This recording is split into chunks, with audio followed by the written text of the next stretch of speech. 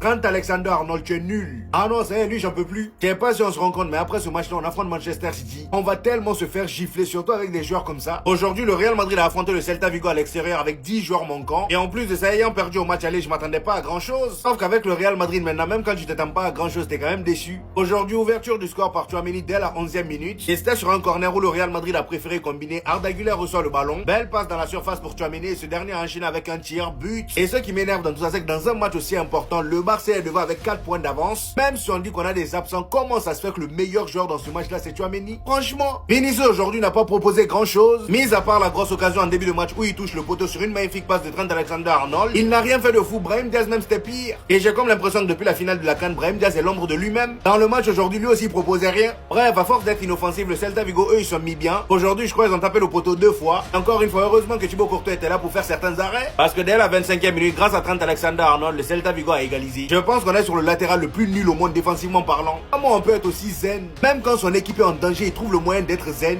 Regardez comment il s'est fait terminer par Iglesias sur son côté. Aucune niaque, pas d'accélération, aucune agressivité. Il se fait dépasser ensuite, il est là arrêté et regarde. Et là, Borja Iglesias avait tout le temps de faire une passe en retrait, but. Et c'est ainsi que la deuxième mi-temps arrive. Le Real Madrid continue à pousser sans trop de solutions. Le Celta Vigo de leur côté a des occasions, ils tapent la barre. Jusqu'à la dernière minute où Valverde, comme souvent, vient nous sauver avec un tir. Voilà, devant la surface. Et heureusement pour nous que le tir était contré, sinon c'était pas cadré. Bref, ça reste une victoire importante pour le Real Madrid. On resserre le Barça au classement.